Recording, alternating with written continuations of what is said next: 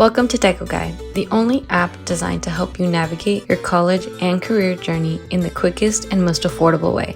This podcast is brought to you by EdTechquity, dedicated to opening doors to higher education and career opportunities for all. Hi everyone, this is Abel. I'm a career counselor here with Deco Guide, and today I want to talk to you about jobs. Not just jobs, but student jobs, and how do we prepare for them. There are many different types of jobs. There's full-time, part-time, student jobs, internships, and I really want to talk about how do you find the best fit for you.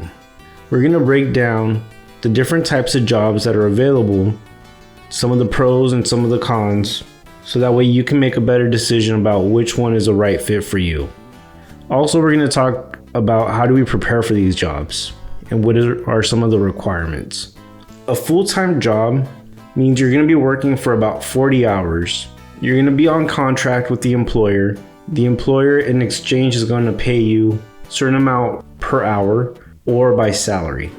The main point here is that you're going to be working 40 hours or maybe over according to your contract.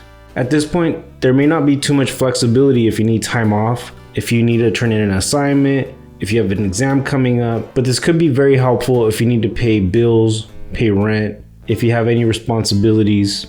A full-time job can help you with that income that may be necessary. A part-time job, on the other hand, you can work any amount of time up to 40 hours. Many times the employer is not required to give you a set amount of hours.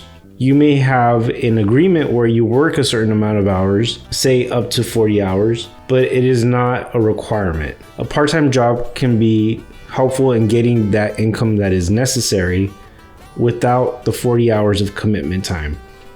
This can be helpful for student employment where we may need a little bit more flexibility, but still be able to make that income that is necessary. Part-time jobs can typically be customer service or service industry type jobs. Student jobs are a little bit different. Many student jobs you can find on campus. This can be helpful if you need a little bit more flexibility around time or even location. If you have classes, you may be able to work in between classes or after classes, cutting down your amount of time spent on travel. Typically, these student employment opportunities may be a little bit less, may not be paid as well as part-time or full-time employment opportunities. Student jobs, especially on-campus positions, can be very helpful, especially for international students, since they may have specific restrictions on employment types. Typically in these roles, students can expect to work anywhere from 16 to 24 hours per week and make about minimum wage depending on your location. Student jobs, however, do offer a little bit more flexibility in case you do need to spend a little extra time on studying for an upcoming quiz or possibly working on an assignment or homework. Internships are career-oriented work opportunities. This allows you to get valuable experience in the careers that may be interesting to you.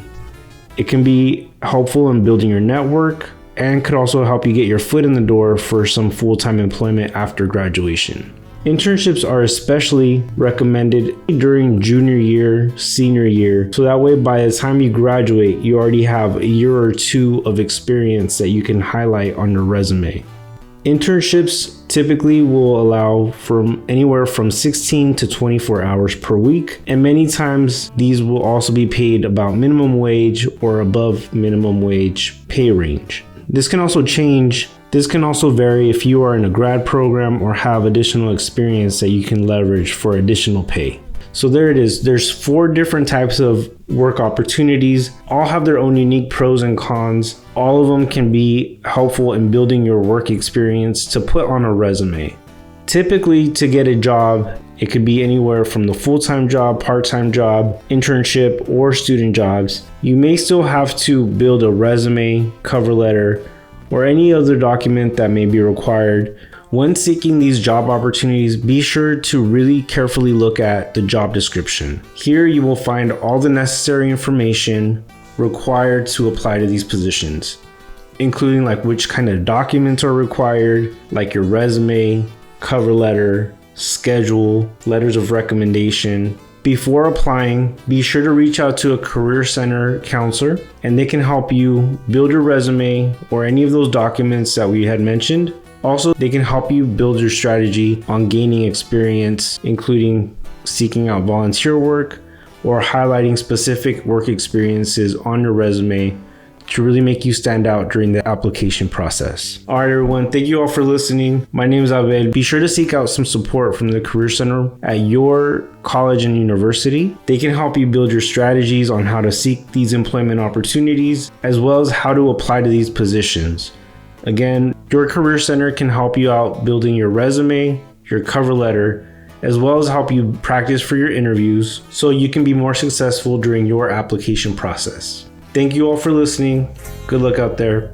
Thank you for tuning into Techo Guide, the app focused on bringing you tools and content to help you make better decisions about school, life, and career. We hope this episode has inspired you to pursue and excel in your own educational and career journey. Don't forget to subscribe, follow, and share.